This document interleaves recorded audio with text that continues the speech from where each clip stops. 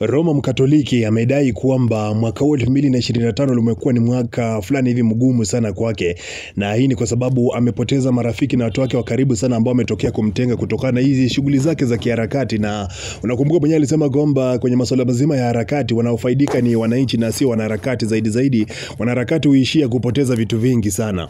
Sasa Insta story ya Roma alikuwa amefunguka na ujumbe mrefu ambao nataka nikusomee moja kwa moja.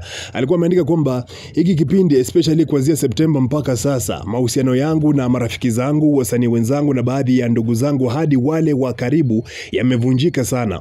Ni kwa sababu tunapishana tabia, mitazamo, hisia, maamuzi na matendo pia. Nimeshajaribu mara kadhaa kuingia nao kwenye conversation kuhusu yanaendelea. Naona kabisa hatuko kwenye same page, hatuongei lugha moja. Hatuyaoni haya yanayoendelea na namna ya kuyatatua katika jicho la moja na mawazo sawa. Kama katika jicho moja na mawazo sawa, huu mwaka 2025 umekuwa mgumu sana. Mwisho wa nukuu.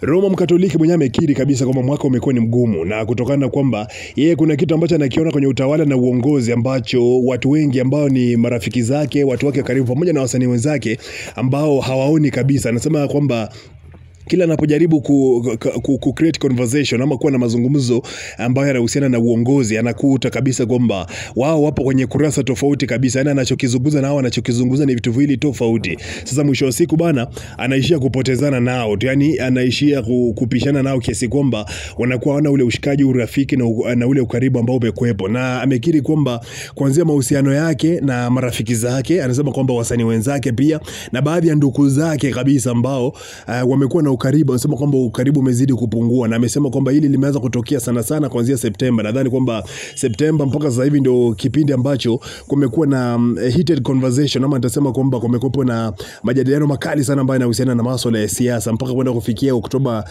siku ambayo ilikuwa inafanyika kura. Na kwanza ametaja Septemba sababu Septemba ilikuwa ni mwezi mmoja tu ulikuwa umebakia, kampeni ilikuwa zimechacha noma kwa ajili ya kuweza kufanyika kwa uchaguzi wa Oktoba 29. Lakini pia amesema kwamba Oktoba yenyewe na mpaka sasa hivi amesema kwamba wakati wake umekuwa ni mgumu sana, na amekiri kwamba mwaka 2025 umekuwa ni mwaka mgumu sana. Sasa mimi nadhani kwamba hii inadhibitisha kabisa kwamba Roma pamoja na wasanii wenzake na watu wake wa karibu hawapo kwenye mtazamo mmoja kuhusiana na hiki ambacho kinafanyika kwenye serikali ya Rais Samia Suluhu Hassan. Amekiri kwamba urafiki wake utazidi kupungua. Amekiri kwamba mwaka umekuwa ni mgumu. Nadhani kwamba hii inaongeza kwa kile ambacho alikuwa amekizungumza kuhusiana na swala zima la harakati, akisema kwamba tukizungumzia na harakati, siku ambayo wanaharakati watakuja waache hizi harakati zao, watakaoumia wengi ni wa Tanzania na wananchi wa kawaida, kutokana na kwamba wanaharakati wengi wanafanya hivi kwa ajili ya maslahi ya nchi na maslahi ya wananchi wenzao, na sio kwamba kuna maslahi special ama tofauti ambayo wanayapata wao. Sasa akasema kwamba wao wanachoishiaga kupata sana ni kupoteza, na hapa tayari nadhani kwamba